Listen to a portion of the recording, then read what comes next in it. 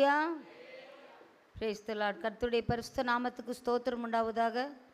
இந்த இரண்டாவது வாரத்திலும் உங்கள் அனைவரையும் தேவ சமூகத்தில் காண்பதில் நான் மிகுந்த மகிழ்ச்சி அடைகிறேன். ஆண்டவர் இந்த நாளை நமக்கு துதிக்க, ஸ்தோத்திரிக்க, அவர் புகழ் பாட நமக்கு ஆண்டவர் தந்த நல்ல கிருபைக்காக அவருக்கு ஸ்தோத்திரம். இந்த நாளிலும் நாம் இப்போது அருமையான சகோதரன் ஜெபித்தபடியே நம்ம ஆவி, ஆத்துமா, சரீரம் மூன்றுமே பலனடைந்து நாம் வாழும்போது தான் ஒரு முழுமையான ஒரு வாழ்க்கையை, வெற்றியுள்ள வாழ்க்கையை, ஜெபத்தினால் வரக்கூடிய ஜெயத்தை பெறுகிற வாழ்க்கையை நாங்கள் வாழ முடியும். ஹல்லேலூயா. ஏனென்று கேட்டால் நாம் ஒவ்வொரு முறையும் நம் பிறந்த நாளின் போதெல்லாம் நாம் சொல்லுகிறோம். 3 யோவான் 2 வசனத்தில் நம்ம சொல்கிற வசனத்தை சொல்கிறோம். பிரியமானவனே, உன் ஆத்துமா வாழ்கிறது போல நீ எல்லாவற்றிலும் வாழ்ந்து சுகமாக இருக்கும்படி வேண்டுகிறேன் என்று சொல்லி. ஆத்துமா வாழ்கிறது. ஒவ்வொரு மனிதனும் இந்த உலகத்தில் வாழ்ந்து கொண்டு இருக்கக்கூடிய நேரங்களில் எது வாழ்கிறது என்று சொல்வார்கள். மருத்துவ ஆதாரப்படி எது வாழ்கிறது? சரீரம் வாழ்கிறது. சரீரம் வாழ்கிறது அப்படின்னு சொல்லுவோம். சரீரம் அது உயிர் இருக்கிற வரைக்கும் அது வாழ்கிறது என்று சொல்லுவார்கள்.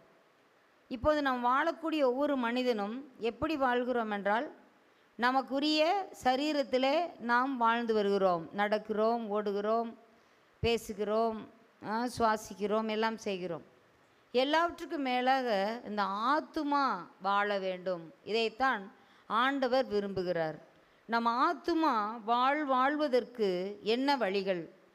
ஆத்துமா வாழ்வதற்கான வழிகள். இப்போது நாம் நம் சரீர பிரகாரமாக இந்த உலகத்திலே நல்ல ஆரோக்கியமாக வாழ வேண்டும் என்று சொல்லி பார்ப்போம் என்றால், நாம் என்னென்ன காரியத்தை செய்கிறோம்? சரீரத்துக்கு தேவையான நல்ல ஒரு சுகாதாரமான உணவு, நல்ல ஒரு உறைவிடம், நல்ல ஒரு உடை, இவைகளெல்லாம் நமக்கு தேவை. இப்போ இவைகளெல்லாம் நமக்கு இருக்கும்போது நாம் எப்படி இருக்கிறோம்? நம்ம சரீரம் மிகவும் பாதுகாப்பாக வாழ்வதற்கு ஏற்ற வழியில் அது வாழ்கிறது. அதில் உணவுன்னு எடுத்துக்கிட்டால் கூட அந்த உணவு எப்படிப்பட்டதாக இருக்க வேண்டும்? நல்ல சத்துள்ள ஆகாரங்கள் இருக்கணும். காம்போனன்ட்ஸ் ஆஃப் ஃபுட்டு அப்படின்னு எடுத்துக்கிட்டால், காம்போனன்ட்ஸில் 6 காம்போனன்ட்ஸ் காணப்படுது. 6 காம்போனன்ட்ஸ். கார்போஹைட்ரேட், புரதங்கள், கொழுப்பு, வைட்டமின், தாதுப்புகள், நீர். இந்த 6 காம்போனன்ட்ஸும் நம்ம உணவில் இருக்கும்போது மாத்திரமே அது ஒரு பேலன்ஸ்டு டயட், சரி விகித உணவு அப்படின்னு சொல்கிறாங்க. அது மாதிரி நாமும் இந்த உலகத்தில் வாழக்கூடிய அந்த ஆத்துமாவானது சமநிலை கிறிஸ்தவனாக நம்ம வாழும்போது மாத்திரமே அதுவும் பேலன்ஸ்டாக இருக்கும். ஹல்லேலூயா. ஆகவே கிறிஸ்து இயேசுவில் இருந்த சிந்தையே நம்மளில் இருக்கும்போது அந்த 2 சிந்தையும் எப்படி இருக்கிறது? சமநிலையாக காணப்படுகிறது. அவர் சத்துருவை ஜெயித்தது போல நாமும் சத்துருவை ஜெயிக்கும்போது 2 பேருமே ஒரு வெற்றியுள்ள வாழ்க்கை வாழக்கூடியவர்களாக இருக்கிறோம். ஹல்லேலூயா. ஆகவே ஆண்டவர் அப்படிப்பட்ட ஒரு வெற்றியுள்ள ஜெயஜீவியம் செய்வதற்கென்றே இந்த உலகத்தில் நம்மை படைத்திருக்கிறார். ஹல்லேலூயா. இந்த உலகத்திலே நாம் பார்க்கும்போது, இந்த உலகத்திலே நாம் பிறக்கும்போது எல்லாருக்குமே அந்த நாளில் என்ன சர்டிஃபிகேட் கொடுக்குறாங்க? இந்த சரீரம் இந்த உலகத்தில் பிறக்குது, அப்போ பிறந்த சர்டிஃபிகேட் வாங்குகிறோம், பர்த் சர்டிஃபிகேட். அப்போ இந்த ஒரு நாள் இந்த உலகத்தில் இருந்து இந்த சரீரமானது மண்ணுக்கு செல்லும் அந்த நாளை என்ன நாள்னு சொல்கிறோம்? பிறப்பு இறப்பு சான்றிதழ்லாம் பெறாங்கள்ல எல்லாம். அப்போ இறப்பு சான்றிதழ் பெறுகிறோம். ஆனால் அந்த சரீரத்துக்கு மட்டும்தான் பிறப்பு இறப்பு சான்றிதழ். ஆனால் நம்ம ஆத்துமாவுக்கு என்ன கிடையாது? இறப்பு சான்றிதழே கிடையாது. ஹல்லேலூயா. ஹல்லேலூயா. ஆத்துமா நம்ம பிறக்கும்போது எப்படி ஆண்டவர் அந்த ஆத்துமாவை கொடுக்குறாரோ, அந்த ஆத்துமா ரட்சிக்கப்பட்டு அந்த ஆத்துமா வசனத்தினாலும் ஜெபத்தினாலும் எல்லா விதமான ஆவிக்குரிய காரியங்கள்னாலும் ஆத்துமாவை நாளுக்கு நாள் பலனடைந்து ஒரு நாள் என்னாகுது? இந்த அழிவு இல்லாததாக அந்த ஆத்துமா ஆண்டவரிடம் செல்கிறது. அப்போது அங்கே என்ன செய்கிறது? நம்ம ஞானஸ்நானம் எடுக்கும்போதே பரலோகத்தில் நமது பேர் எழுதிடுறார் ஆண்டவர். அப்போது திரும்ப நம்ம அங்கேயே வசிப்பது எப்போது? பரலோகத்தில். இங்கு கண்ணை மூடும்போது அடுத்தது எங்கே கண்ணை திறக்கிறோம்? பரலோகத்தில். ஹல்லேலூயா. அப்போது அங்கு சென்று வாழக்கூடிய அந்த வாழ்க்கை முறையானது இப்போல்லாம் எல்லா வீட்லேயும் என்ன எடுத்துகிட்ருக்குறாங்க? சென்சஸ் எடுத்துகிட்ருக்குறாங்க. எல்லா வீட்லேயும் சென்சஸ். அது மாதிரி பரலோகத்தில் நம்ம சென்சஸ் ஆண்டவர் எடுக்கும்போது நாம் அந்த பரலோக குடிமகனாக நாம் அந்த இடத்துல நம்ம பேர் எழுதப்படணும். அதுதான் ஜீவ புஸ்தகம். ஹல்லேலூயா, ஹல்லேலூயா. அந்த ஜீவ புஸ்தகத்தில் நம்ம பேர் எழுதிட்டா அதுக்கு பேரே லிவிங் புக், ஜீவ புஸ்தகம். அப்போது அந்த இடத்துல நாம் இருக்கும்போது பார்த்திங்கன்னா நித்திய நித்திய நித்திய நித்திய காலமாய் ஃபார் எவர் அண்ட் எவர் என்றென்றைக்கும் வாசம் செய்யும் அந்த இடமாக அது காணப்படுகிறது. அப்போ அந்த எதற்காக நான் இதை சொல்கிறேன் என்றால், அந்த ஆத்துமா எப்படிப்பட்ட விலையேற பெற்றது. ஆகவே அந்த ஆத்தும மீட்பை பெற்ற நாம் அந்த ஆத்துமாவை எவ்வளவு காப்பாற்றி வழிநடத்த வேண்டும் என்று சொல்லி நம்ம பார்க்குறோம். அப்போ இந்த இடத்துல பாருங்கள் என்ன சொல்கிறாரு, சங்கீதம் 42 அதில் பார்க்கிற போது நம்ம ஆத்துமா எப்படியெல்லாம் வாஞ்சிக்கிறது. மானானது நீரோடையில் வாஞ்சிக்கிறது போல் என் ஆத்துமா உம்மை வாஞ்சித்து கதறுகிறது அப்படின்னு சொல்லிட்டு இதை ஆரம்பிக்கிறத நம்ம பார்க்குறோம். இப்போ இந்த இடத்துல சங்கீதம் பார்த்திங்கன்னா அதில் தாவீதின் சங்கீதம் என்று சொல்லப்பட்டிருக்கிறது. அப்போது என் ஆத்துமா தேவன் மேல், ஜீவனுள்ள தேவன் மேலேயே தாகமாக இருக்கிறது என்று சொல்ல, அந்த தாகம் இருக்கும்போது மாத்திரமே 2வது வசனம் சொல்லுகிறது, முதலாவது நாம் வாஞ்சிக்கிறோம், அடுத்ததாக அந்த வாஞ்சியின் மிகுதி எங்கு காணப்படுகிறது? தேவ சந்நிதியில். ஹல்லேலூயா. அப்போ ஆத்துமா தாகம் இருக்கிறவர்கள் மாத்திரமே நான் எப்பொழுது தேவனுடைய சந்நிதியில் வந்து நிற்பேன் என்கிற அந்த ஒரு தாகத்தை நாம் பெற்றுக்கொள்ள முடியும். அதே போல் பார்த்திங்கன்னா அந்த ஒவ்வொரு உலகத்தில் வாழக்கூடிய ஒவ்வொரு நாளிலும் எல்லாம் மற்ற மக்கள் ஆத்துமா மீட்பு அடையாத ஜனங்கள் உன் தேவன் எங்கே என்று அவர்கள் எனக்கு சொல்லும்போது இரவும் பகலும் என் கண்ணீரே எனக்கு உணவாயிற்று. அப்போது அந்த ஜெபம் அந்த இடத்துல ஆண்டவருடைய வார்த்தையை நம்பி எங்கே அப்படின்னு கேட்கும்போது என் தேவன் இங்கே என்று சொல்லத்தக்கதாக அந்த இடத்துல அந்த வசனங்களை ஆதாரமாக கொண்டு அவர் சொல்லும்போது என்னாகுதான், அதுதான் எனக்கு உணவு. ஆண்டவரன் சொல்கிறார், பிதாவாகிய என்னுடைய தகப்பனுடைய சித்தத்தை செய்வதே எனக்கு போஜனம் அப்படின்னு சொல்கிறார். அதுதான் என்னோட உணவு அப்படின்னு. அது மாதிரி மத்தேயு சுவிசேஷம் 4ஆம் அதிகாரம் 4வது வசனம் என்ன சொல்லுகிறது? அதை வாசிப்போம். ம் ம்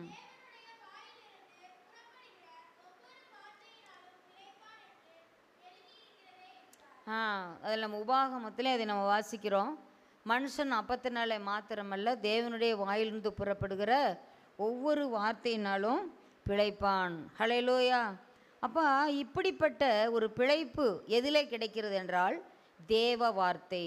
இன்றைக்கி நம்ம தலைப்பு நீங்கள் பார்த்தீங்கன்னா ஆத்துமா வாழ்வதற்கான வழிகள். இதை குறித்து தான் உங்களிடத்தில் 5 காரியங்களை சொல்ல இருக்கிறேன். ஆத்துமா வாழ்வதற்கு ஆன வழிகள், ஆத்துமா வாழ்வதற்கான வழிகள் என்று சொல்லி இன்றைக்கி நம்ம பார்க்கலாம். இந்த ஆத்துமா வாழாமல் இருந்தால், ஆத்துமா நம் வாழவில்லை என்றால் அதனால் எந்த பிரயோஜனமும் இல்லை. ஏனென்று கேட்டால் விலங்குகளுக்கு ஆத்துமா இல்லை. ஐந்தறிவுள்ள பிராணிகளுக்கு என்ன கிடையாது? ஆத்துமா இல்லை. ஆனால் மனிதராகி நமக்கு என்ன கொடுத்துருக்கிறார் ஆண்டவர்? அந்த ஆத்துமாவை கொடுத்துருக்கிறார். அந்த ஆத்துமாவை நாம் எப்படியாக பாதுகாக்க வேண்டும்? சங்கீதம் 42:5 நான் வாசிக்கிற போது, என் ஆத்துமாவே நீ ஏன் கலங்குகிறாய், ஏன் எனக்குள் தியங்குகிறாய், தேவனை நோக்கி காத்திரு, அவர் சமூகத்து ரட்சிப்பு நிமித்தம் நான் இன்னும் அவரை துதிப்பேன். இன்றைக்கி நம்ம பாடணும், இன்னும் துதிப்பேன், இன்னும் போற்றுவேன், இன்னும் உம்மை ஆராதிப்பேன். பாருங்க, அவர் என்ன சொல்கிறார் இந்த இடத்துல? இன்னும் அவரை துதிப்பேன் என்று சொல்லி இந்த இடத்துல நம்ம பார்க்குறோம். அப்போது ஆத்துமா கலங்க தேவையில்லை, தியங்க தேவையில்லை. ஆண்டவரை நோக்கி காத்திருந்தால் மட்டும் போதும், அந்த ஆத்துமா பிழைக்கும். ஹல்லேலூயா. அதே தான் இன்னும் நம்ம 11வது வசனத்துலேயும் அதே தான் வாசிக்கிறோம். நான் இன்னும் அவரை துதிப்பேன் என்று சொல்லி என் முகத்திற்கு ரட்சிப்பும் என் தேவனுமாயிருக்கிறவரை அப்படின்னு சொல்லி பார்க்குறோம். இந்த இடத்துல என்ன பார்க்கும்? அவர் சமூகத்து ரட்சிப்பு நிமித்தம் நான் இன்னும் அவரை துதிப்பேன். அவர் சமூகத்திலிருந்து ரட்சிப்பு வருது, என்னுடைய முகத்துக்கு ரட்சிப்பு அவர் தான் கொடுக்குறாரு அப்படின்னு 43:5 வாசிக்கிறோம். என் முகத்துக்கு ரட்சிப்பும் என் தேவனுமாய் இருக்கிறவரை நான் இன்னும் துதிப்பேன். ஹல்லேலூயா. அப்போது நம்மளுடைய வாழ்க்கையில் அந்த துதித்தல் நமக்கு மிகவும் அவசியம். இந்த ஆத்துமா நம்ம பார்க்குறோம், ஆத்துமா அறிவில்லாமல் இருப்பது நல்லதல்ல என்று சொல்லி நம்ம பார்க்குறோம், நீதிமொழிகளெல்லாம் வாசிக்கிறோம். அப்போ இந்த இடத்துல பார்க்குற போது பார்த்திங்கன்னா, இந்த உடல் வந்து எங்கே போனால் சுகமடையும்? ஆத்துமா ஏதாவது ஒரு சங்கடம், நம்ம உடலுக்கு ஏதாவது ஒரு சுகம் வேணும், எதாவது இருக்குது. ஆண்டவர் என்ன சொல்கிறாரு? வியாதி உள்ளவனுக்கே வைத்தியன் தேவை அப்படின்னு. அப்போது நம்ம ஹாஸ்பிட்டல் போய் மருத்துவர் அணுகும்போது நம்ம உடலில் உள்ள பலவீனங்கள் நீக்கப்படுகிறது. நம்ம ஆத்துமாவில் அதே போல் கலங்குற ஆத்துமாவுக்கு, திகைக்கிற ஆத்துமாவுக்கு, கண்ணீர் வடிக்கிற ஆத்துமாவுக்கு எங்கே போகணும்? காட். அவர் ஒருத்தர் தான் நமக்கு பரம வைத்தியர். அல்லேலூயா. யாத்திராகமம் 15ஆம் அதிகாரத்தில் நம்ம வாசிக்கிறோம், நானே உன் பரிகாரியாகிய கர்த்தர் என்று அதில் கடைசி வசனத்தில் சொல்லப்பட்டிருக்கிறது. அப்போ பாருங்கள், ஆத்துமா குணமடையணும், ஆத்துமா வாழ வேண்டும் என்றால் அந்த ஆத்துமாவை யாரிடத்தில் ஒப்பு கொடுக்கணும்? ஆண்டவரிடத்தில், கர்த்தரிடத்தில். அதை நாம் ஒப்பு கொடுக்கும்போது ஆண்டவர் அந்த ஆத்துமாவை பாதுகாத்து கொள்கிறார். அதான் தான் சொல்லியிருக்கிறார், உன் தேவனாகிய கர்த்தரிடத்தில் உன் முழு ஆத்துமாவோடும் உன் முழு மனதோடும் உன் முழு பலத்தோடும் அன்பு கூறுவாயாக. ஹல்லேலூயா. அப்போது நம்ம ஆத்துமா ஏதோ முழுமை அடையாமல் அப்படி காணப்படுமானால் அந்த ஆத்துமாவை கர்த்தரிடத்தில் நம்ம கொடுத்து, ஆண்டவரே என்னுடைய ஆத்துமா முழுவதையும் நீர் பரிசுத்தப்படுத்துங்க, ஆண்டவரே என்னுடைய ஆத்துமா முழுவதையும் நீர் ஆண்டவரை பரிசுத்தப்படுத்துங்க, பலப்படுத்துங்க, திடப்படுத்துங்க என்று சொல்லி ஆண்டவரிடத்தில் நாம் கேட்க வேண்டும். இப்போ இந்த ஆத்துமாவுக்கு முதலாவது உணவாக இருப்பது எது? தேவ வார்த்தை. முதலாவதாக நம்ம என்ன பார்க்குறோம்? தேவ வார்த்தை நம்ம ஆத்துமாவுக்கு கிடைக்கும் உணவு. ஆத்துமாவை வாழ வைக்கணும்னா சரீரத்துக்கு உணவு, ஆத்துமாவுக்கு தேவனுடைய வார்த்தை, வேர்ட் ஆஃப் காட். அதுதான் நம்மளுடைய உணவாக இருக்கணும். உணவு நம்ம எத்தனை நாளைக்கு ஒரு தடவை நம்ம சாப்பிட்றோம்? எத்தனை நாளைக்கு ஒரு தடவை?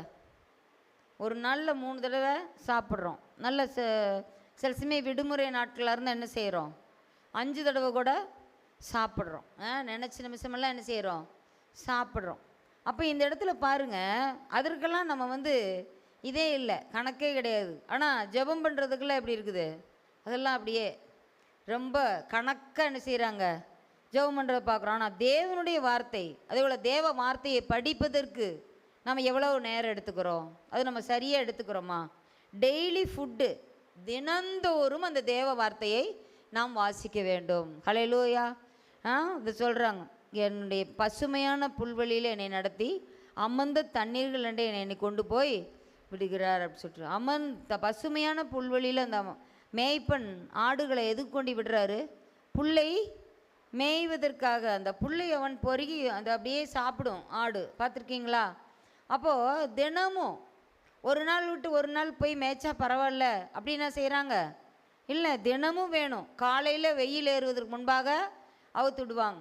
அதே போல் சாயங்காலம் என்ன செய்கிறாங்க? நல்ல இளம் வெயிலாக இருக்கும்போது அதையே திரும்பவும் மேய விடுவாங்க. பகலில் என்ன செய்கிறாங்க? ஏதாவது சிறிய ஒரு உணவுகளை கொடுத்து அதற்குரிய இடத்துல பட்டியில் அடைச்சிருவாங்க. இப்போது நம்ம வாழ்க்கையிலையும் கூட இந்த உணவு, தேவனுடைய வார்த்தையானது, அந்த உணவான தேவனுடைய வார்த்தையை நாம் அனுதினமும் புசிக்கிறவர்களாக காணப்பட வேண்டும். அதை தான் நம்ம மத்தேயு 4:4 நம்ம வாசித்தோம். அந்த வார்த்தையினால் நாம் பிழைப்போம் என்று சொல்லி. அப்போ 2 நாள் நம்ம சாப்பிட்லைன்னா எது பலவீனாகும்? உடல் மயங்கிவிடும், நம்ம உடம்பு மயங்கிரும். இப்போ 2 நாள் பைபிள் படிக்கலைன்னா எது மயங்கிரும்? ஆத்துமா மயங்கிரும். ஆத்துமாவில் மயக்கம் காணப்படும். அந்த மயக்கத்தை உணர்ந்தவங்க தான் டெய்லி என்ன செய்வாங்க? பைபிள் படிப்பாங்க. அப்போது நம்ம தேவனுடைய வார்த்தையானது நமக்கு உணவாக கொடுக்கப்பட்டிருக்கிறது. அந்த உணவை நாம் எப்படி நாம் உண்கிறோம் என்று சொல்லி நாம் பார்க்க வேண்டும். அந்த உணவு நாம் தினமும் எப்படி நம்ம உணவை நாம் சரீரத்துக்கு எடுத்துக்கொள்கிறோமோ அதுபோல் இன்றைக்கி ஆத்துமாவுக்கு நான் தீனி போட்டனா? என்னுடைய ஆத்துமா தேவனுடைய வார்த்தையினால் பலப்பட்டுச்சா? என்னுடைய ஆத்துமா தேவனுடைய வார்த்தையினால் சந்தோஷம் அடைந்ததா? சமாதானம் அடைந்ததா? திடம் அடைந்ததா? பராக்கிரமம் அடைந்ததா? அதிலே தேவனுக்குள்ளாக இன்னும் ஊன்ற கட்டப்பட்டதா? அது ஆழமாக தேவனுடைய அன்புக்குள் என்னை நிலைநாட்டினதா? இதையெல்லாம் பார்க்கிறது தான் உண்மையான உணவு, ஆத்துமாவுக்கு கிடைக்கக்கூடிய உணவு. ஹல்லேலூயா. அடுத்ததாக பார்க்குறோம், இந்த ஆத்துமா வாழ்வதற்கான இரண்டாவது ஜெபம். ஜெபம் நம்ம ஆத்துமாவுக்கு ஒரு சுவாசம் போன்றது. உணவு மட்டும் நம்ம சாப்பிட்டுட்டு ஜெபத்தை செய்யாமல் இருந்தால் என்னது? அது உயிரற்ற உடல் போல், உயிரற்ற ஆத்துமா போல தான். அப்போ இந்த இடத்துல இந்த தேவனுடைய வார்த்தையை படிக்கிறோம், ஆனால் நான் ஜெபம் பண்ணுறதில்ல அப்படின்ட்டு இருக்கக்கூடாது. எப்படி ஒரு ரயில் வண்டியானது தொடர்ந்து ஓட வேண்டும் என்றால் அதற்கு ஒரு தண்டவாளத்தில் மட்டும் அது போகுமா? போகாது. 2 தண்டவாளங்களுமே வேணும். அப்படி போகும்போது ஒரு சீராக போகும். ஏதோ ஒரு தண்டவாளம் அது பழுதடைஞ்சிருச்சுன்னா அந்த ரயில் போகுமா? அவ்வளோதான், சரிஞ்சிரும், எங்கேயாவது வழி மாறி போயிடும்.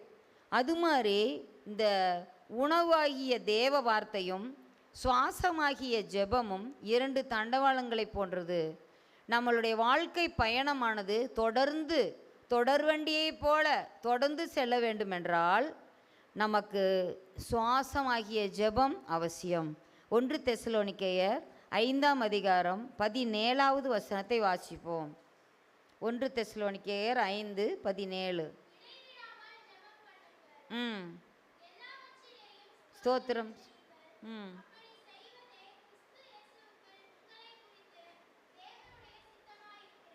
ஹல்லேலூயா. இடைவிடாமல் ஜெபம் பண்ணுங்க அப்படின்னு சொல்லிட்டு ஃபாதர் அழகாக பாடியிருக்கார். இடைவிடா நன்றி உமக்குத்தானே அப்படின்னு துதிக்கிறது. இடைவிடாமல் துதிக்கணும். அதே போல் இடைவிடாமல் ஜெபமும் பண்ணணும். ஹல்லேலூயா. எல்லாவற்றிற்காகவும் எல்லாருக்காகவும் எல்லா நேரத்திலும் எப்பொழுதும் ஜெபிக்க வேண்டும். ஹல்லேலூயா. அதை தான் இந்த இடத்துல சொல்லியிருக்குது. அந்த ஜெபம் நம்மளுடைய ஆத்துமாவிற்கு நாம் பார்க்கிற சுவாசம்.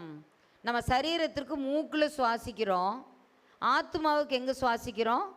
நம்முடைய இதயத்திலிருந்து நாம் ஏறெடுக்கும் ஜெபத்தின் மூலமாக ஆத்துமாவானது சுவாசிக்கிறது. ஹல்லேலூயா. ஜெப தூபம் அப்படின்னு சொல்கிறோம் பார்த்தீங்களா? நான் ஏறெடுக்கும் ஜெப தூபங்களை தேவரீர் முகர்கிறீர் என்று சொல்லி அந்த தூபமானது ஒரு நல்ல ஒரு காற்றை போல் அந்த இடத்துல ஆண்டவர் சமூகத்துக்கு ஏறுதான். தூபம் போல் என் ஜெபங்கள் என்று சொல்லி அழகான ஒரு வரிகள், பாடல் வரிகளை ஃபாதர் பாடியிருக்கிறாங்க. தூபம் போல் என் ஜெபங்கள் ஏற்றுக்கொள்ளுமையா, மாலை பனி போல கைகளை உயர்த்தினேனையா அப்படின்னு சொல்லிட்டு அழகாக வருது, அந்திப்பழி போல. அப்போ நம்மளுடைய ஜெபமானது ஆண்டவர் சமூகத்தில் ஏறக்கூடிய நல்ல ஒரு தூபமாக காணப்படுகிறது. நாம் ஆத்துமாவுக்கு ஏற்ற சுவாசமாக காணப்படுகிறது. ஆகவே இதை நாம் தினமும் நாம் ஜெபித்து ஆத்துமாவை என்றென்றும் உயிருள்ள ஒரு நிலையில் வைத்துக்கொள்வோம். மூன்றாவதாக உபவாசம் பண்ண வேண்டும், பரிசுத்தமாய் வாழ வேண்டும். உபவாசம் பண்ண வேண்டும், பரிசுத்தமாய் வாழ வேண்டும். ஃபாஸ்டிங் ப்ரேயரும் ஹோலி லைஃப்பும் நம்ம உடலுக்கு ஆத்துமாவுக்கு கொடுக்கக்கூடிய பயிற்சி, உடற்பயிற்சி, நல்ல எக்ஸசைஸ். நம்ம ஆத்துமாவுக்கு கொடுக்கக்கூடிய எக்ஸசைஸ் என்ன? உபவாசம். அதில் பரிசுத்தமாய் வாழ்வதற்கு நாம் முயற்சி செய்வது தான். சங்கீதம் 51:10வது வசனத்தில் வாசிக்கும்போது, சுத்த இருதயத்தை என்னிலே சிருஷ்டியும், நிலைவரமான ஆவியை என் உள்ளத்திலே புதுப்பியும் என்று சொல்லி கேட்கிறதை நாம் பார்க்கிறோம். ஆகவே நம் உடலுக்கு நம்ம எத்தனையோ எக்ஸசைசஸ் எல்லாம் செய்கிறோம். உடலுக்கு தேவையான எக்ஸசைசஸ். பிள்ளைங்க பிடி பீரியட்லாம் போனாங்கன்னா ஃபஸ்ட்டு உள்ளே போனதுனே என்ன செய்கிறாங்க, பிடி டீச்சர் அப்படியே கிரவுண்ட் ஒரு தடவை சுற்றிட்டு வர சொல்லுவாங்க. அதுக்கப்புறம் வந்து நின்னதுன்னு என்னது வார்மிங் அப் பண்ண சொல்லுவாங்க. அது சாதாரண அந்த பிடி பீரியடு கொடுக்கக்கூடியது. அதே இன்னும் நல்ல விளையாட்டு வீரர்களுக்கெல்லாம் பார்த்திங்கன்னா 1 மணி நேரம் 2 மணி நேரம் அந்த வார்மிங் அப் பண்ணுவாங்க. ஓடுவது, மேலே கையை காலை உயர்த்தி நிறைய செய்வாங்க. அப்போது நம்ம உடலுக்கு ஜிம்முனா நம்ம சோலுக்கு ஃபாஸ்டிங் ப்ரேயர் வேணும். உடலுக்கு ஜிம்மு, அதே நம்ம ஆத்துமா சோல் வந்து ஆண்டவருக்கு முன்பாக ஜம்முன்னு இருக்கணும்னா நம்ம என்ன செய்யணும், ஃபாஸ்டிங் ப்ரேயர் கண்டிப்பாக வேணும், ஹோலி லைஃப்பும் வேணும். அப்போ தான் நம்ம ஆத்துமா என்ன செய்யும், வாழும். புரியுதுங்களா? ஆத்துமா வாழ வேண்டும் என்று சொன்னால் நம்ம என்ன செய்யணும், உபவாசம் பண்ண வேண்டும். இன்றைக்கு நம்ம அதற்கு தான் எல்லோரும் வந்திருக்கிறோம். உபவாசம் செய்யும்போது நம்மை நாமே சீர்தூக்கி பார்க்கிறோம். நம்ம ஆத்துமாவானது ஆண்டவருக்கு நேராக உயர்த்துகிறோம். கரங்களை மட்டும் உயர்த்துவதல்ல, நம்ம ஆத்துமாவையும் ஆண்டவருக்கு நேராக உயர்த்துகிறோம். கண்களை ஏறெடுக்கிறோம். இப்படியாக பாருங்கள், அந்த ஆத்துமா ஆண்டவர் சமூகத்தில் நம் வாயை திறந்து ஆண்டவரை துதிக்கிறோம். அநேக ஜெபங்களை ஏறெடுக்கிறோம். பெருமூச்சிட்டு ஜெபிக்கிறோம். வேண்டுதல்கள், விண்ணப்பங்கள், மன்றாட்டுகள், கண்ணீர் எல்லாமே இந்த உபவாசத்தில் வருது. அப்போ அந்த உபவாசம் பண்ணி ஜெபிக்கும்போது நம்ம ஆத்துமாவானது என்ன செய்யுது, நல்ல எக்ஸசைஸ் செய்யப்படுது. நல்லா அதுக்கு நம்ம ஒரு பயிற்சியை கொடுக்குறோம். அப்போ நம்ம அந்த பயிற்சியை நாம் மேற்கொள்வது நிமித்தமாக நம்ம வாழ்க்கையை அந்த இடத்துல என்ன செய்கிறோம், ஆண்டவரே ஏதேனும் குற்றம் குறைகள் ஏதேனும் இருந்தால் இப்போது என்னை விட்டு எடுத்து போடுங்க ஆண்டவரே, என்னுடைய ஜெபங்களுக்கு பதில் வராதபடிக்கு ஏதேனும் என்னிடத்தில் அக்கிரம சிந்தைகள் காணப்படுமானால் அவைகளெல்லாம் எடுத்து போடுங்க ஆண்டவரே. பரிசுத்த சிந்தையோடு இந்த நேரத்தில் உம்மை துதிக்கிறோம் ஆண்டவரே. ரத்தத்தினால் ஒரு விஷயம் என்னை கழுவும் ஆண்டவரேன்னு சொல்லிட்டு கேட்குறோம். அப்போ என்ன வந்துடுது, உபவாசம் செய்யும்போது பரிசுத்த லைஃப்பும் அந்த ஆத்துமாவுக்கு கிடச்சிருது. ஹல்லேலூயா. இப்போ பரிசுத்த வாழ்க்கையும் அந்த இடத்துல நாம் பெற்றுக்கொள்கிறத பார்க்குறோம். ஆகவே ஃபாஸ்டிங் ப்ரேயர், ஹோலி லைஃப் ரெண்டும் நமக்கு வேணும்னா நம்ம என்ன செய்யணும், தினமும் நம்ம ஜெபிக்கிறதோடு கூட டிவி பார்க்குறது, ஃபோன் அதிகமாக வச்சுருக்கிறது. இப்போ பார்த்தோம், ஃபோன் வந்து கொஞ்சம் நேரம் அதை வந்து ஒரு மணி நேரமோ 2 மணி நேரமோ அது வேண்டான்னு சொல்லிட்டு விளக்குறதும் ஒரு ரொம்ப நல்லது அப்படின்னு சொல்லிட்டு இன்றைக்கி துதி நாராயண வேலையில் பார்த்தோம். இப்போ பாருங்கள், டிவி பார்க்குறது, ஃபோன் பார்க்குறது, அப்புறம் காசிப், மற்றவங்களோட ஏதாவது ஒன்று, அது வரைக்கும் நல்லா பயங்கர டயர்டாக இருக்கும் எல்லாருக்கும். ஆனால் இதே இது பக்கத்தில் யாராவது ஒருத்தர் ஏதாவது ஒரு கதையை சொல்கிறாங்க, இல்லை நம்ம பிள்ளைகள் ஏதாவது எங்கள் கல்லூரியில் இப்படி நடந்துச்சு, அப்படி நடந்துச்சு, எங்கள் பள்ளிக்கூடத்தில் இப்படி இருந்துச்சு, அப்படி இப்படின்னு ஏதாவது சொல்கிறாங்க வைங்க, அதையெல்லாம் அப்போ தூக்கம் எல்லாமே போயிடும். அப்படியா இப்படியான்னு சொல்லிட்டு எல்லாம் நல்லா கேட்பாங்க. அப்போ காசிப்பிங் நமக்கு இருக்கக்கூடாது. இப்போ இந்த எல்லாம் நம்ம விட்டு, ஏன்னா இதெல்லாம் வந்து நம்ம ஆத்துமாவை பாவமடைய செய்யக்கூடியது, நம்ம ஆத்துமாவில் இருக்கிற பரிசுத்தத்தை எடுத்து விடக்கூடியது. இன்றைக்கி நம்ம எல்லாத்தையும் பார்க்குறதுக்கு நம்மளுக்கு அதிகாரம் எல்லாமே இருக்குது, எல்லாத்தையும் செய்யலாம், எல்லாமே பண்ணலாம். ஆனால் எல்லாம் ஆண்டவருடைய பிள்ளைக்கு தகுதியாக இராது. புரியுதுங்களா? எல்லாம் மற்ற ஜனங்கள் எப்படி வேணாலும் வாழலாம். நம்ம பரிசுத்த வாழ்க்கை வாழ தீர்மானித்து வந்த நாம் கர்த்தருடைய பிள்ளைகளாகி இருக்கக்கூடிய அருமையான சகோதரனை சகோதரியே, எப்படி வேணாலும் வாழ்கிறதுங்கிறது வாழ்க்கையே அல்ல, பரிசுத்த வாழ்க்கையே அல்ல. ஆண்டவர் சொல்கிற வசனத்தின்படி, அவர் கொடுத்திருக்கிற கட்டளைகளின்படி, கற்பனைகளின்படி, சாட்சிகளின்படி, நியமங்களின்படி வாழ்வது தான் வாழ்க்கை. அந்த வாழ்க்கையை நாம் வாழும்போது நம் பரிசுத்த வாழ்க்கையை நாம் காத்துக்கொள்ள முடியும். நாம் ஒவ்வொரு நாளும் இந்த பரிசுத்த வாழ்க்கையிலே நாம் வாழும்போது நம்ம ஆத்துமாவும் மறுரூபம் அடையும், நாமும் மறுரூபம் அடைவோம். ஆண்டவரை ஒரு நாள் சந்திக்கும் போது அவர் இருக்கிற வண்ணமாக நாமும் அவரை தரிசிக்க முடியும். ஹல்லேலூயா, ஹல்லேலூயா. அப்படிப்பட்ட ஒரு பரிசுத்த வாழ்க்கை வாழ்வதற்கென்றே ஆண்டவர் நம்மை அழைக்கிறார். ஹல்லேலூயா. இப்போ பாருங்கள், அந்த ஆண்டவரோடு உபவாசம் செய்த ஜனங்களெல்லாம் நிறைய நம்ம பார்க்குறோம். ஆண்டவரோடு வாசம் செய்வது தான் உபவாசம்.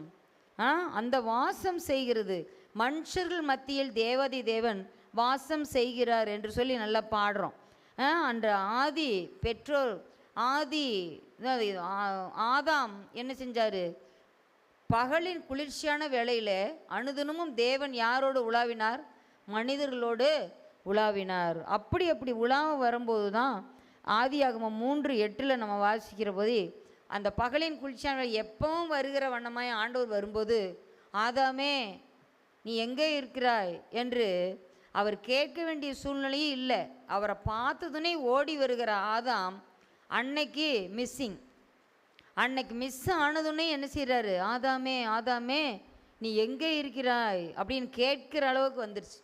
இன்றைக்கி நிறையா பேருடைய வாழ்க்கையில் நம்ம என்னைக்கு பாவத்தை செய்கிறோமோ, ஆண்டவருக்கு பிரியமில்லாத காரியத்தை செய்கிறோமோ, அப்போது நம்ம எங்கே இருக்கிறோன்னு தேடுற விதமாக தான் இருக்குது. ஆண்டவரே இதோ நான் இருக்கிறேன்னு அட்டண்டன்ஸ் போட முடியல, இதோ நான் வந்து விட்டேன் உன் செல்ல பிள்ளை உம்முடைய சந்நிதியில் வந்து நிற்கிறேன் அப்படின்னு சொல்ல முடியல. அதற்கு காரணம் என்ன? ஏதோ ஒரு தவறு அவர்களையும் ஆண்டவரையும் பிரித்து விடுகிறது. பார்த்தீங்களா, அந்த இடத்துல அவன் கீழ்ப்படியாமல் போனது நிமித்தமாக நான் நிர்வாணியாக இருக்கிறதுனால நான் மறைந்து கொண்டேன் அப்படின்னு சொல்கிறான். அது மாதிரி ஆண்டவருடைய ரட்சிப்பின் வஸ்திரத்தை, ஆண்டவர் நமக்கு கொடுத்துருக்கிற அலங்கார வஸ்திரத்தை நம்ம என்றைக்கும் இழந்து போயிடக்கூடாது. அந்த ரட்சிப்பின் வஸ்திரத்தை, அந்த ரட்சிப்பை நாம் என்ன செய்யக்கூடாது, ஒரு முறை நமக்கு கொடுக்கப்பட்ட அந்த ரட்சிப்பை நாம் இழந்து விடக்கூடாது. கடைசி வரை முடிவு பரியந்தமும் நிலை நிற்பவனே ரட்சிக்கப்படுவான் என்று வேதம் சொல்கிறது. ஆகவே நாம் நிலைத்து நிற்க தேவனின் அருள் நமக்கு தேவை. அப்போ அது தேவைன்னா நம்ம என்ன செய்யணும்? உபவாசம் செய்ய வேண்டும். அப்போ பாருங்கள், அடுத்தது ஏனோக்கு கூட என்ன செஞ்சார்? தேவனோடு வாசம் செய்து கொண்டிருந்தார். 365 வருஷத்தில் 300 வருஷம் என்ன செஞ்சார்? தேவனோடு வாசம் செய்தார். ஆதியாகமம் 5:24 நம்ம வாசிக்கிறோம். அடுத்து நோவா பாருங்கள், ஆண்டவரோடு உபவாசம் அந்த வாசம் செய்து கொண்டு இருந்தார். அதைத்தான் நான் சொல்கிறேன். அது பாருங்க 6ஆம் அதிகாரம் 9வது வசனத்தில் பார்க்குறோம், நோவா தேவனோடு சஞ்சரித்து கொண்டிருந்தான் என்று சொல்லி. அதே போல் இன்னும் ஆபிரகாம் தேவனோடு வாசம் செய்தான். மோசே அதே போல் ஒரே மலையில் 40 நாட்கள் 3 முறை 40 நாட்கள் அந்த மலையிலே இருந்து ஆண்டவரோடு முகமுகமாய் பேசி, ஒரு சிநேகிதனோடு பேசுவது போல தேவனோடு பேசி கட்டளைகள் கற்பனைகள் எல்லாவற்றையும் பெற்றுக்கொண்டான். அது பெற்றுக்கொண்டு வந்து மக்களுக்கு அதை அதன் வழியில் நடக்க உதவி செய்தான். இவ்வளோ யாக்கோபு பாருங்க, அவன் வருகிற பாதையில் தேவனோடு சஞ்சரிக்கிற வாசம் செய்கிற ஒரு அனுபவத்தை பெற்றான். இது தேவனுடைய வீடே அல்லாமல் வேறல்ல என்று சொன்னான். இது வானத்தின் வாசல் என்று அந்த இடத்துல பெயரிட்டான். அதுபோல் அநேகருடைய வாழ்க்கையில் நம்ம பார்க்கிற போது அவர்கள் எல்லாருமே தேவனோடு வாசம் செய்கிறவர்களாக காணப்பட்டார்கள் என்று நம்ம பார்க்குறோம். இப்போ பாருங்கள், ஆண்டவருடைய பிரசங்கத்தை கேட்டுக்கொண்டு எத்தனை நாள் அவங்க இருந்தாங்க? 3 நாட்கள் யாருமே எதுவும் சாப்பிடல. செவிக்கு உணவு இல்லாத போது தான் சிறிது வயிற்றுக்கும் ஈயப்படும் என்று சொல்லி பார்க்குறோம். அவள் பாருங்கள், அந்த இடத்துல ஆண்டவர் சொல்லுகிற அந்த வார்த்தைகள் கிருபை பொருந்திய வார்த்தைகள், கருணை நிறைந்த வார்த்தைகள், இரக்கம் நிறைந்த வார்த்தைகள், உற்சாகமூட்டும் வார்த்தைகள், கட்டி எழுப்பும் வார்த்தைகள், நம்மை கைதூக்கி எடுக்க செய்யும் வார்த்தைகளை அவர்கள் கேட்கும்போது அவர்களுக்கு பசியே இல்லை. ஆண்டவரோடு அப்படியாக நாம் வாசம் செய்யும்போது 3 நாட்கள் என்ன 7 நாட்கள் கூட உபவாசிக்கலாம். தானியேல் 21 நாட்கள் உபவாசம் இருந்தார். தானியேல் புத்தகத்தில் நம்ம வாசிக்கிறோம், 21 நாள் அவர் தானியேல் புசியாமலும் குடியாமலும் உபவாசம் செய்தார். எஸ்தர் பார்க்குறோம், அவருடைய தாதிமார்களோடு 3 நாட்கள் என்ன செஞ்சாங்க? உபவாசம் இருந்தாங்க. ராஜாட்டு போய் பேசுவதற்கு, அவரோட கண்களில் கிருபை கிடைக்கிறதற்காக. இன்னும் யோனா போய் நினைவே ஜனங்களுக்கு சொன்னதுனையும் அரசன் முதல் ஆண்டி வரை, அதே போல் சிறு குழந்தையிலிருந்து ஐந்தறிவுள்ள வாயில்லாத ஜீவங்களாக ஆடு மாடுகள் எல்லாமே என்ன செஞ்சது? உபவாசம் இருந்தது. உபவாசம் இருந்த நிமித்தமாக அவர்கள் தங்கள் ஜீவனை காப்பாற்றி கொண்டார்கள். ஹல்லேலூயா. அவர்களுக்காக செய்யவிருந்த தீமையை ஆண்டவர் தீங்கை அவர்களுக்கு செய்யாதிருந்தார். ஹல்லேலூயா. ஆகவே இந்த உபவாசம் செய்யும்போது நம்ம ஆத்துமா பலனடைகிறது. ஆகவே நமக்கும் கூட நம் குடும்பத்துக்கு, நம்ம சபைக்கு, நம்ம ஊருக்கு, நம்ம தெருவுக்கு, நம்ம நாட்டுக்கு வரக்கூடிய எல்லா அழிவிலிருந்து ஆண்டவர் நம்மை பாதுகாக்க வேண்டுமென்றால் நாம் உபவாசித்து ஜெபிக்க வேண்டும். ஹல்லேலூயா. யாராவது ஒரு தலைவரை போய் சந்திக்க வேண்டும், யாராவது ஒருவருக்கு ஒரு விடுத்த உதவி கேட்க வேண்டுமென்றால் அதற்கு முன்பாக நாம் 1 நாள் 2 நாள் உபவாசம் வந்து ஜெபித்து செல்லும்போது ஆண்டவர் அவர்கள் கண்களில் நமக்கு தயவை தருவார். ஹல்லேலூயா. எஸ்தர் பாருங்க, யாரும் அழைக்கப்படாமல் அவரை போய் சந்திக்க முடியாது ராஜாவை. அவர் பொற்செங்கோலை நீட்டணும், அப்போ தான் அவங்க பேச முடியும். அப்படி நீட்டலைன்னா என்னாகும், அந்த இடத்துல யாராக இருந்தாலும் சிறைச்சேதம் பண்ணிடுவாங்க. அப்படிப்பட்ட பவர்ஃபுல்லான அந்த சூழ்நிலையில் எஸ்தர் ராஜாத்தி போனதுனே ஆகாஸ்வர் என்ன செய்கிறாரு, பொற்செங்கோலை நீட்டுகிறத பார்க்குறோம். ஹல்லேலூயா.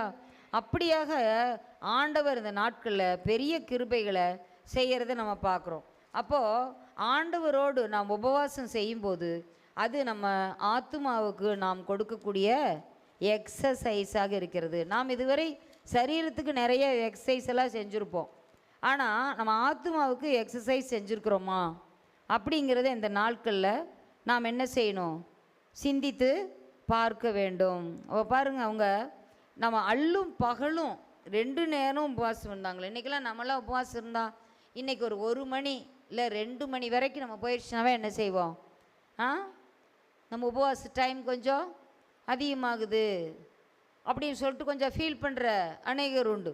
ஆனால் அந்த நாட்களில் பாருங்கள் எப்படியெல்லாம் உபவாசமெல்லாம் இருந்திருக்கிறாங்கன்ட்டு.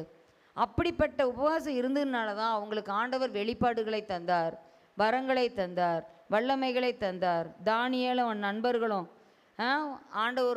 ஆண்டவர்கிட்ட நல்ல உபவாசமாக இருந்தால் அநேக காரியங்களுக்கு ஜெபித்தாங்க. ராஜாவினுடைய சொப்பனத்துக்கு அர்த்தம் சொல்வதற்கு ஜெபித்தாங்க. எல்லாரும் ஆண்டவரோடு வாசம் செஞ்சாங்க. அப்படி இருந்ததுனால தான் அவங்க வாசனையாக வாழ முடிஞ்சுது. அந்த பாபிலோனிய தேசத்தில் அவர்கள் கைதிகளாக அடிமைகளாக கொண்டு செல்லப்பட்டாலும் அந்த இடத்துல அவர்களை ஆண்டவர் அடிமைகளாக அல்ல, அரசாள வைத்தார். அந்த இடத்துல அவர்களை நற்கந்தங்களாக வைத்தார். ஆண்டவருடைய வாசனையை வெளிப்படுத்தக்கூடியவர்களாக ஆண்டவர் வைத்தார். அதற்கெல்லாம் காரணம் ஆண்டவரோடு அவர்கள் செய்த வாசம்தான். ஹல்லேலூயா. ஆகவே அப்படிப்பட்ட உபவாசத்தையும் பரிசுத்த வாழ்க்கையும் நாம் காத்து கொள்ளும்போது நம்ம ஆத்துமா சாகாது, ஆத்துமா பிழைக்கும். ஹல்லேலூயா. ஆத்துமா வாழ்வதற்கான 3வது வழி இந்த எக்ஸசைஸ், உபவாசமும் பரிசுத்தமும். அடுத்ததாக நம்ம பார்ப்போம் என்றால் தேவ பிள்ளைகளோடு ஐக்கியம். தேவ பிள்ளைகளோடு ஐக்கியம். இப்போ இந்த ஃபெலோஷிப்புங்கிறது ரொம்ப முக்கியம். இந்த ஃபெலோஷிப்பானது ஒரு ஃபேமிலிக்கு ஒரு அடையாளமாக சொல்லப்பட்டிருக்குது. இந்த இடத்துல கிறிஸ்து நமக்கு தலையாக இருக்கிறார், நம்ம எல்லாரும் அவயவங்களாக இருக்கிறோம். அதே போல் இங்கே இருக்கிற ஒவ்வொருவரும் நம்ம சகோதரர்கள் சகோதரிகள்னு சொல்கிறோம். உதிரி என்று சொன்னால் என்ன, ஒரே ரத்தம் ஒரே மாம்சத்தில் நம்ம இருக்கிறோம். இயேசு கிறிஸ்துவின் ரத்தத்தினால நம்ம எல்லாரும் ஒரே சகோதரர்களாக நாம் காணப்படுகிறோம். இந்த ஒரே அப்பத்தில் ஒரே பாத்திரத்தில் நம்ம பானம் பண்ணுகிற நாம் வெவ்வேறு சரீரம் உடையவர்களாக இருந்தாலும் எல்லாரும் ஒரே சரீரமாக இருக்கிறோம் என்று சொல்லி நம்ம திருவிருந்தில் நம்ம பார்க்குறோம். ஹல்லேலூயா. அப்போ இந்த இடத்துல பாருங்கள், இந்த ஐக்கியமானது ரொம்ப முக்கியம். நம்ம தனியாக சில சமயங்களில் ஜெபம் பண்ணுறோம்.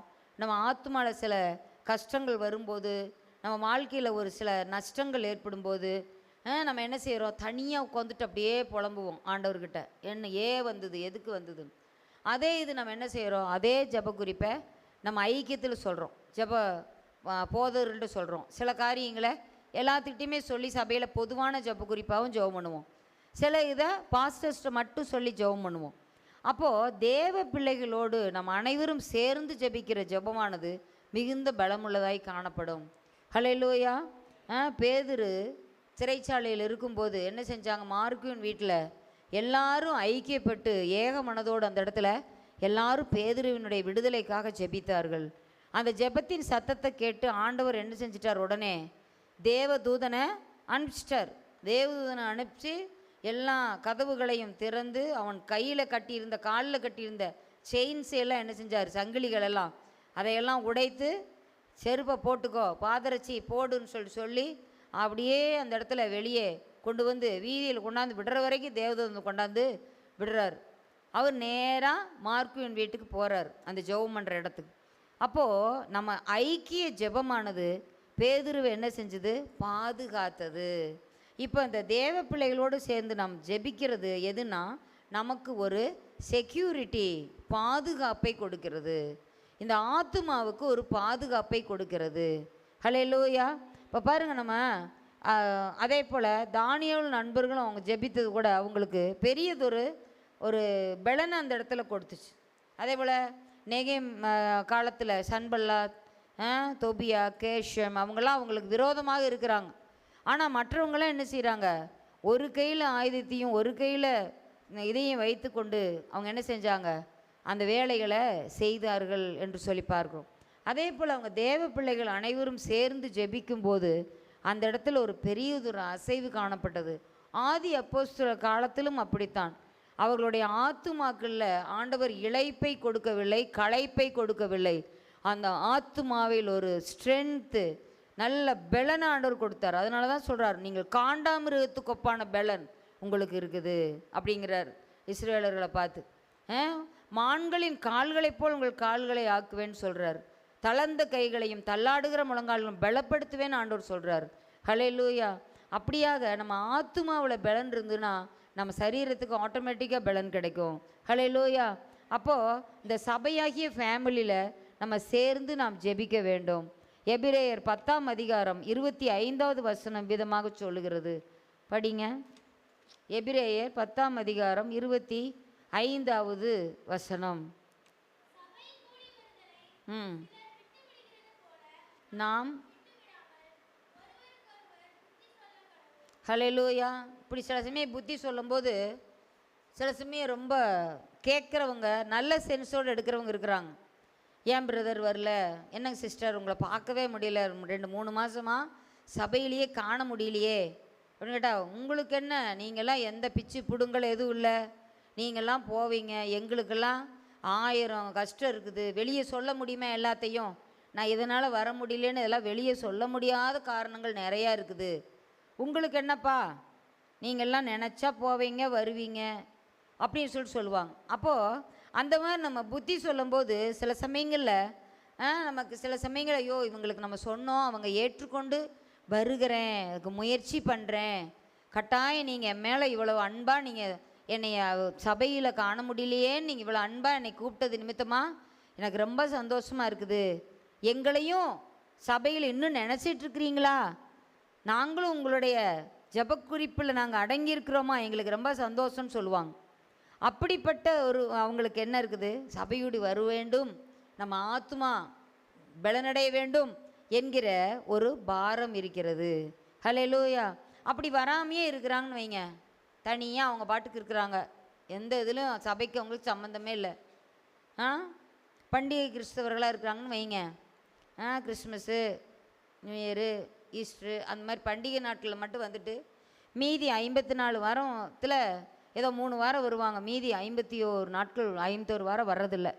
அப்படியெல்லாம் இருக்கிறவங்க என்ன செய்யலாம், அந்த சபை கூடி வர வேண்டும் என்று அவர்களுக்கு புத்தி சொல்லணும். நாளானது எவ்வளவு சமயமாக இருக்கிறதோ அவ்வளவாய் நீங்கள் புத்தி சொல்ல வேண்டும் என்று சொல்லப்பட்டிருக்கிறது.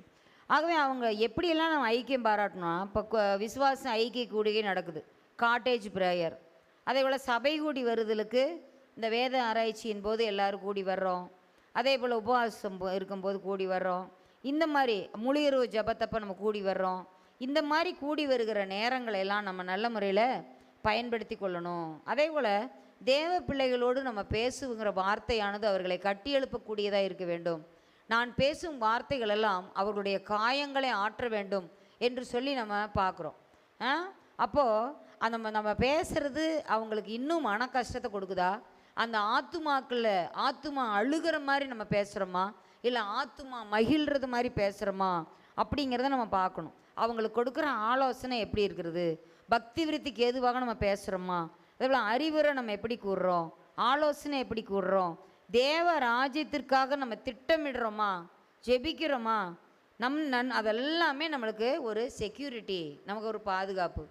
நமக்காக ஜெபிக்கிறதுக்கு ஒரு கூட்டம் இருக்குது, நம்மையும் நினைத்து பார்க்க ஒரு கூட்ட ஜனம் இருக்குது, அப்படிங்கிற ஒரு பாதுகாப்பு உணர்வு அவங்களுக்கு கிடைக்கும். நம்ம ஆத்துமாவுக்கு கிடைக்கக்கூடிய பாதுகாப்பு அதுதான். ஹல்லேலூயா.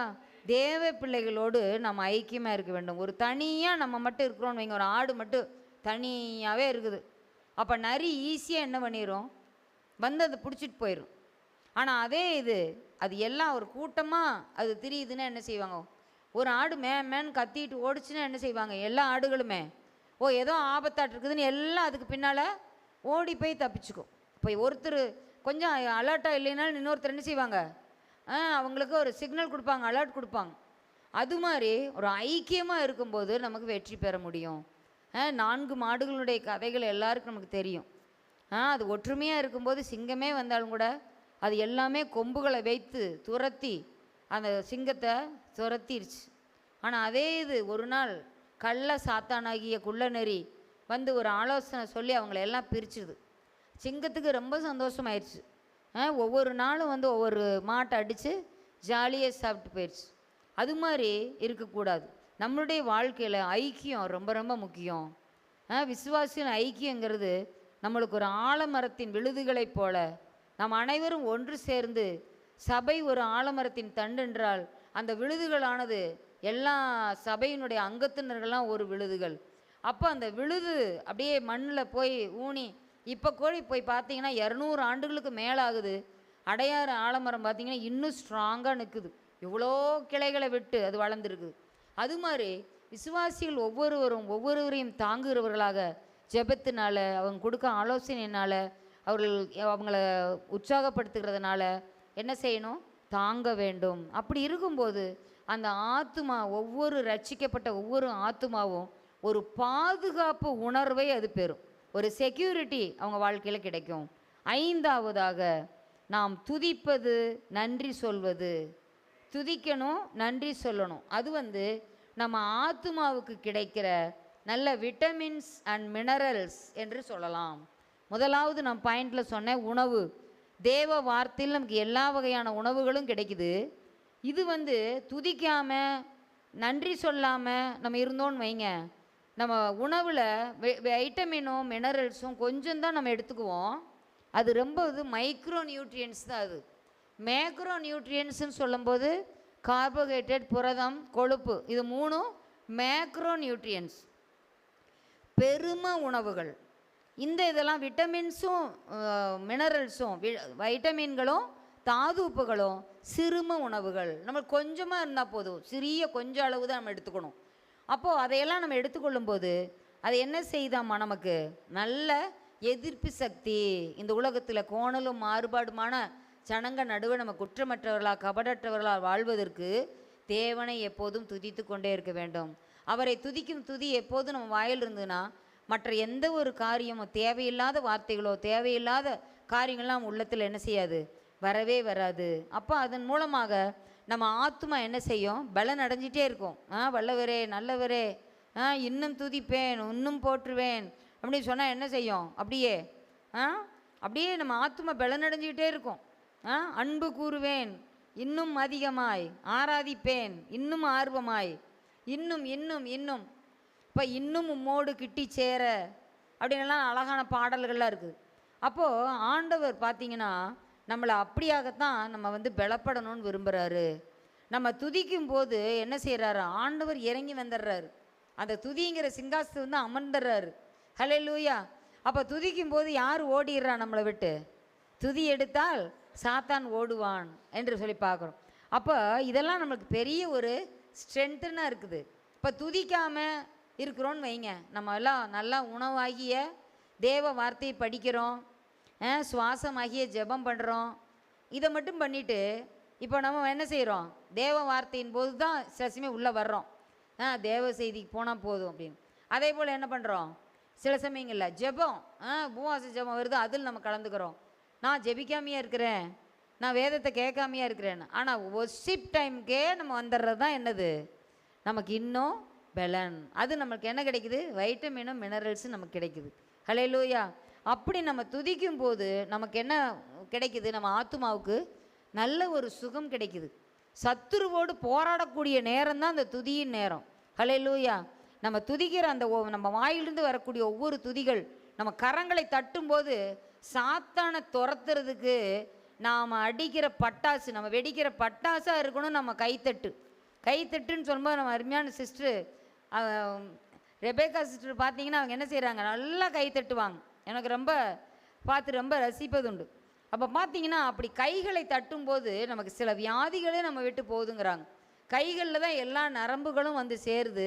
அதை நம்ம கரங்களை நல்ல வேகமாக தட்டும்போது அந்த நரம்புகளெல்லாம் ஸ்டிமுலேட் ஆகி அதை இன்டியூஸ் பண்ணி நம்மளுடைய எல்லா பாடி ஆர்கன்ஸும் நல்லா வேலை செய்யுமா. ஹல்லேலூயா. அப்போது நம்ம வந்து சாதாரணமாக நம்ம ஆண்டவருடைய சமூகத்தில் அப்படியே சும்மா ஏதோன்னு நின்றுட்டுருக்கூடாது. நம்ம கையை தட்டுங்கன்னு சொன்னால் நம்மளும் என்ன செய்யணும்? கையை வேகமாக தட்டணும். இங்கேயே நம்ம ஆண்டவரை ஆரவாரிச்சு துதிக்கலை, வாயை சும்மா திறக்கலை, சத்தம் வர்ற மாதிரி திறக்கணும்.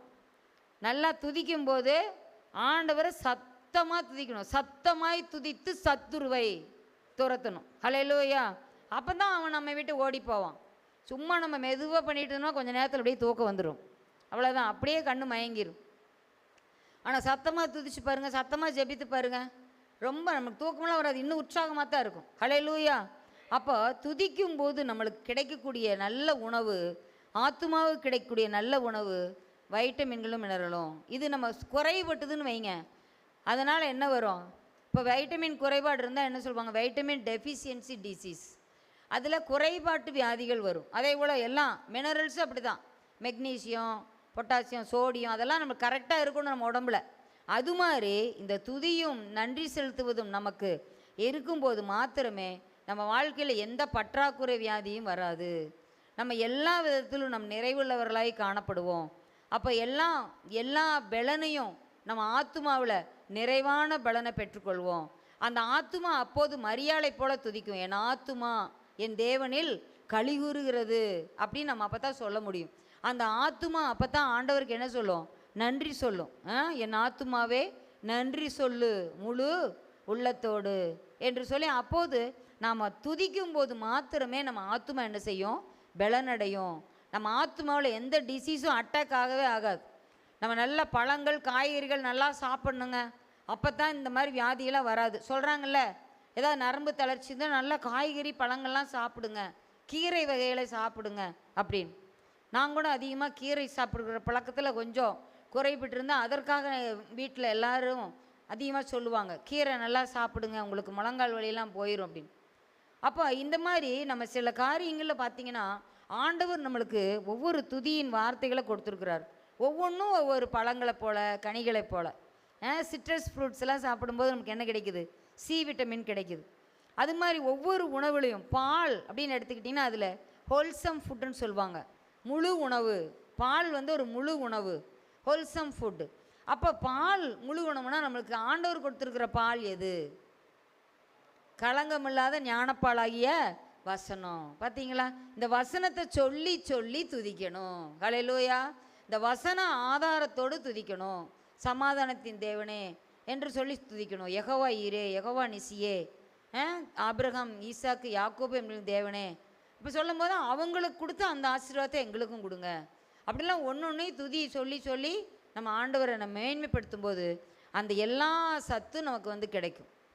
ஆபிரகாமின் ஆசீர்வாதங்கள், ஈசாக்கின் ஆசீர்வாதங்கள், யாக்கோபின் ஆசீர்வாதங்கள், எஸ்தரின் ஆசீர்வாதங்கள், தாவீதின் ஆசீர்வாதங்கள் எல்லாம் நம்மளுக்கு ஆண்டவர் கொண்டு கொடுத்துக்கிட்டே இருப்பார். அப்போ நமக்கு எதுலேயுமே குறைவே இல்லை. கிறிஸ்துவுக்குள் வாழும் எனக்கு எப்போதும் வெற்றி உண்டு. என் வாழ்விலே ஏது குறைவு? என் மேய்ப்பராய் என் இயேசு என்னில் இருக்கும்போது என் வாழ்விலே குறைகள் என்பது ஏது என்று சொல்லி அழகாக பாடல் வரிகள் உண்டு. அதுபோல் நம்ம வாழ்க்கையில் குறைகளே எதுவுமே இருக்காது. சங்கீதம் 103 1 2 நம்ம பார்க்குற போது, என் ஆத்துமாவே கர்த்தரை ஸ்தோத்திரி, என் முழு உள்ளமே அவருடைய பரிசுத்த நாமத்தை ஸ்தோத்திரி. என் ஆத்துமாவே கர்த்தரை ஸ்தோத்திரி, அவர் செய்த சகல உபகாரங்களையும் மறவாதே. அப்போ மறவாதே அப்படின்னு சொன்னால் என்னது? அவர் செய்த உபகாரம் ஒன்றொன்னே நினச்சி இதை எனக்கு செய்தீரே நன்றி, இதை இந்த இடத்துல நான் சென்று வர உதவி செய்தீரே நன்றி, இன்றைய நாள் முழுவதும் என்னை பாதுகாத்தீரே நன்றி, வெளியே போக்கிலோத்தில் வண்டியில் போயிட்டு வரும்போதெல்லாம் என்னை காப்பாற்றி கொண்டீர் நன்றி, என் பிள்ளைகளை பள்ளிக்கூடம் போயிட்டு வரும்போது உதவி செய்தீர் நன்றி, ஞானத்தை கொடுத்தீர் நன்றி. ஒவ்வொன்றுக்கும் ஆண்டவருக்கு அந்த நன்றி செலுத்தி கொண்டே துதி செலுத்தி கொண்டே இருக்க வேண்டும். அப்போது தான் நம்ம ஆத்துமா என்ன செய்யும்?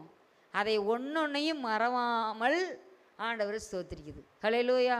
அப்படியா இருக்கும்போது ஆத்துமாவில் இந்த மைக்ரோ நியூட்ரியன்ஸ், விட்டமின்ஸ், மினரல்ஸ் எல்லாம் நமக்கு கிடைக்குது. லூக்கா 1:46 பார்த்தோம். மரியாள் அம்மா அந்த இடத்துல ஆண்டவரை புகழ்கிறது. என் ஆத்துமா கர்த்தரை மகிமைப்படுத்துகிறது, என் ஆவி என் தேவனாய கர்த்தரில் களிகூறுகிறது. ஹல்லேலூயா. சரீரத்தினாலையும் மரியாள் என்ன செஞ்சாங்க? ஆண்டவரை உயர்த்தினாங்க. ஆத்துமாவிலையும் உயர்த்தினாங்க, ஆவியிலையும் உயர்த்தினாங்க. ஹல்லேலூயா. பார்த்தீங்களா, பெரியது ஒரு முன்மாதிரியை அந்த இடத்துல வைத்து செல்கிறத நம்ம பார்க்குறோம். அது மாதிரி நம்ம ஒவ்வொரு வாழ்க்கையிலையும் குறை வரும்போது சோல் வந்து என்ன ஆயிரும், வீக் ஆயிரும். நம்ம நம்ம நிறைகளை சொல்லி சொல்லி துதிக்கணும். நம்ம குறைகளையே நம்ம வந்து பேசிகிட்டு இருந்தாலும் என்னாகும், நம்ம ஆத்துமா வீக் ஆயிரும். ஆண்டவரே ஏன் ஆண்டவரே எனக்கு மட்டும், ஏன் ஆண்டவரே இப்படிலாம் கேட்டுட்ருக்கூடாது. இதுவரைக்கும் என்ன செஞ்சுருக்கிறாரு அதையை சொல்லி துதிக்கும்போது இனிமேல் தேவைப்படுகிறத ஆண்டவர் பார்த்துக்குவார். அதை தேங்க்யூ நாம் சொல்லும்போது அந்த சோலுக்கு நம்ம என்ன கிடைக்குது, எதிர்ப்பு சக்தி கிடைக்குது. சாத்தானின் சதிகள், சூழ்ச்சிகள், தீங்குகள், சோர்வுகள் எல்லாவற்றிலிருந்து நமக்கு ஒரு வெற்றி கிடைக்கிறது. எப்பவும் எல்லாவிடத்திலும் நாம் நன்றி சொல்ல வேண்டும். இதையெல்லாம் நம்ம ரொட்டீன் ஒர்க்காக கொள்ள வேண்டும். இப்போ பாருங்கள், காலை மதியம் நைட்டு 3 வேளையும் நம்ம எடுத்துக்கிட்டால், காலையில் ஒரு வசனத்தை படித்து 5 நிமிஷம் ஜெபம் பண்ணணும். மத்தியானத்தில் ஒரு நல்ல ஒரு துதி பாடலை பாடணும்.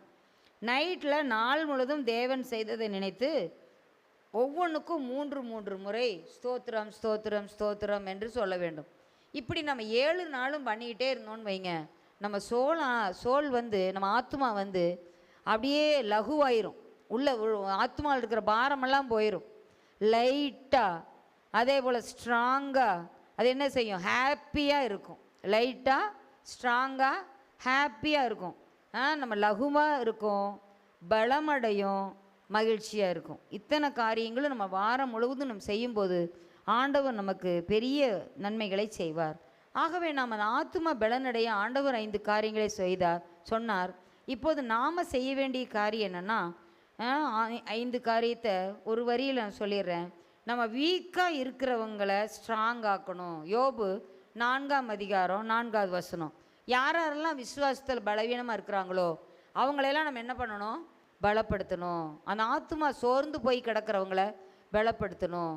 அந்த ஆத்துமா பாருங்கள், கேரி தாற்றங்கண்டில் தீர்க்கதரிசியானாலும் கூட என்ன செய்கிறான், ஏசபேலுக்கு பயந்து போதும் கர்த்தாவே என்னை எடுத்துக்கொள்ளும், ஆத்துமாவை எடுத்துக்கொள்ளும் சொல்கிறார். ஆனால் அந்த இடத்துல என்ன செய்கிறார் ஆண்டவர், அந்த கர்த்தருடைய தூதனை கொண்டு, அந்த காகத்தை கொண்டு எல்லாமே என்ன செய்கிறப்ப தூதன் வந்து சொல்கிறார், எழுந்திருந்து போஜனம் பண்ணு, நீ பண்ண வேண்டிய தூரம் வெகு தூரம் அப்படின்னு சொல்லிட்டு அந்த இடத்துல தேற்றுக்கிறத பார்க்குறோம். இப்போ ஆளே இல்லாத இடத்துல தேவதூதன் வந்து சொல்லுவார். இப்போ நம்ம சபையாகி ஐக்கியம் நிறைய பேர் இருக்கிறாங்க, நம்மளுக்கு ஆள் வீட்லேயும் அதே போல் ஒருத்தர் வீக்காக இருந்தாலும் இன்னொருத்தர் விசுவாசத்தில் வல்லமையாக இருக்கிறாங்க. அவங்க என்ன செய்யணும், நம்ம பலப்படும் போது பலவீனமாக இருக்கிறவங்கள என்ன செய்யணும், அவங்கள ஸ்ட்ராங் ஆக்கணும். வேத வசனத்தினால அவங்கள ஸ்ட்ராங் ஆக்கணும். அப்போ அந்த தேவ வசனங்கிற உணவை கொடுக்கணும், துதிங்கிற விட்டமின் சி மினரல்ஸை அவங்களுக்கு கொடுக்கணும். அவங்க ஆத்மா சுவாசம் இல்லாமல் இருக்குதா, அவங்களுக்காக ஜெபிக்கணும், ஜெபத்தை கற்றுக் கொடுக்கணும். அப்புறம் அவங்களுக்காக நம்ம உபவாசம் இருக்கணும். அப்படி இருக்கும்போது அந்த வீக்காக இருக்கிற ஆத்மா ஸ்ட்ராங் ஆயிரும். அதே போல் நம்மக்கிட்ட ஒருத்தர் பேசினாங்கன்னா எப்படி இருக்கணும், அது அவங்களுக்கு நல்ல ஒரு அருமருந்தாக இருக்கணும், மெடிசனாக இருக்கணும். அது மெடிசன் மாதிரி நம்ம பேசணும். அவங்க ஆத்துமா சோர்வடைஞ்சிருக்குதுன்னா அதுக்கு போய் நம்ம எந்த விதமான சத்து மாத்திரையெல்லாம் ஒன்றும் கொடுக்க முடியாது. அவங்களுக்கு ஆத்மாவுக்கு வேணால் சரீரத்துக்கு தான் அது. ஆனால் ஆத்மாவுக்கு என்னது, நாம் சொல்கிற நல்ல வசனங்கள். ஆண்டவர் இப்படி சொல்லியிருக்கிறாரு பாருங்கள். இப்போ ஒருத்தர் ரொம்ப நாள் ஜெபம் பண்ணிகிட்ருக்குறாங்க குழந்தைக்காக. அவன் என்ன சொல்லலாம், நம்ம ஆபிரகாம் சாரால் பாருங்கள், ஈசாக்கு ரெபேக்கால் பாருங்கள், சகரியா எலிசபெத்தை பாருங்கள், அப்படி அன்னாள் பாருங்கள், அவங்கெல்லாம் பாருங்கள் குழந்தை ரொம்ப நாள் இல்லை, அவங்களுக்கு ஏசப்பா கர்த்தர் அவங்களுக்கு குழந்தை கொடுத்தாரு பார்த்தீங்களா, அது மாதிரி உங்களுக்கும் தருவார். சுகவீனமாக இருக்கிறாங்க, அப்போ பாருங்க குஷ்டரோகத்தையும் ஆண்டவர் நாகமானுக்கு சுகப்படுத்தினார். கண்ணு பார்வை இல்லாதவங்களுக்கு ஆண்டவர் பார்வையை கொடுத்தாரு. காது கேட்காதவங்களுக்கு ஆண்டவர் இது கொடுத்தாரு. மரித்து போனவங்களும் ஆண்டவர் உயிரோடு எழுப்பினார். அதனால் உங்களுக்கு செய்வார். அதே மாதிரி எசேக்கியேல் ராஜாவுக்கு என்ன செஞ்சார், எசேக்கியா ராஜாவுக்கு வியாதி அரிபிளவை ராஜபிளவை, அந்த வியாதியிலிருந்து அத்திப்பழத்தை அடையை கொண்டு வந்து ஏசாயா தீர்க்கதரிசி பூசும்போது அவங்களுக்கு இன்னும் மேலும் ஆண்டவர் 15 ஆண்டுகளை கூட்டி கொடுத்தாரு. அப்படின்னு சொல்லிட்டு சுகவீனமாக இருக்கிறவங்களும் இந்த வசனத்தை சொல்லணும். அப்போ நம்ம அவங்களுக்கு சொல்லும்போது அந்த ஆத்துமாவுக்கு கிடைக்கக்கூடிய அருமருந்து. ஹல்லேலூயா. அப்போ பாருங்கள், ஆண்டவர் ஒரு மருந்தரும் குறுமருந்து உம்பரத்தில் கண்டேனே அப்படின்னு சொல்லிட்டு அழகான கீர்த்தனை பாடல் உண்டு. அது மாதிரி நம்ம பேசுகிற அந்த வசனம் பேசணும்.